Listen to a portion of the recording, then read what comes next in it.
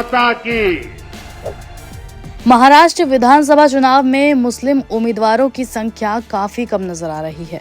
आंकड़े बता रहे हैं कि राज्य की 288 में से आधी से ज्यादा सीटें ऐसी हैं जहां एक भी मुस्लिम उम्मीदवार नहीं है। वहीं बड़े दलों में कांग्रेस ने 9 मुसलमानों को उम्मीदवार के तौर पर टिकट दिया है। साथ ही भारतीय जनता पार्टी से एक भी प्रत्याशी इस समुदाय से नहीं है। राज्य में 20 नवंबर को मतदान होगा और 23 नवंबर को मतगणना हो जाएगी। ऐसे में एक रिपोर्ट सामने आई है कि मुस्लिम उम्मीदवारों की संख्या आखिर प्रदेश में कितनी है। टाइम्स ऑफ इंडिया की रिपोर्ट के मुताबिक 150 से ज्यादा विधानसभा में एक भी मुस्लिम उम्मीदवार नहीं है। वहीं करीब 50 सीटों पर सिर्फ एक मुस्लिम कैंडिडेट है। राज्य में कुल 4136 उम्मीदवार विधानसभा के चुनावी मैदान में हैं, जिनमें सिर्फ 420 मुस्लिम प्रत्याशी हैं। और खास बात यह है कि इनमें से आधे से ज्यादा निर्दलीय उम्मीदवार के तौर पर चुनाव लड़ रहे हैं।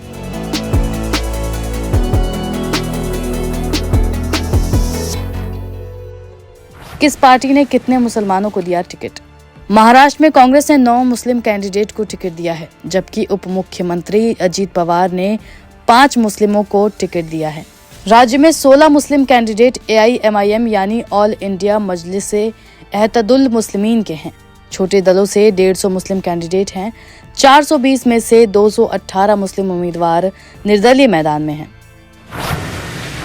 रिपोर्ट के मुताबिक मालेगांव में सभी 13 उम्मीदवार मुस्लिम हैं। वहीं औरंगाबाद पूर्व से कुल 29 उम्मीदवारों में से 17 मुस्लिम हैं। साथ ही पूरे महाराष्ट्र में मुस्लिम महिला उम्मीदवारों की संख्या 22 है। 288 में से कुल 270 सीटों पर एक भी मुस्लिम महिला उम्मीदवार नहीं है। MVA बनाम महायुति।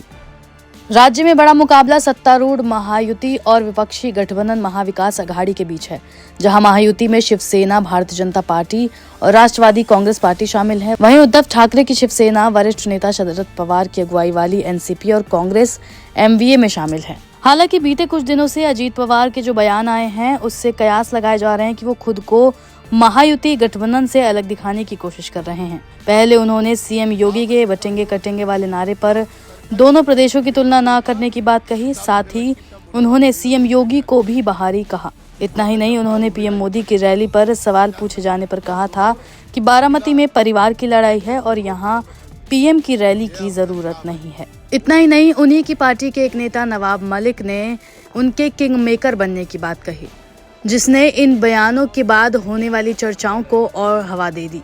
पॉलिटिकल एडजस्टमेंट अलग है और वैचारिक किसी के विचार को मान लेना अलग चीज़ है। अजीत पवार जी ने स्पष्ट किया है कि हमारा पॉलिटिकल एडजस्टमेंट है, हम अपने विचार पे खड़े हैं और नतीजे की बात अजीत पवार चंद्रबाबू नायडू भी बन सकते हैं, किंग मेकर रहेंगे, ये हम तो बार बार दावा कर रहे हैं।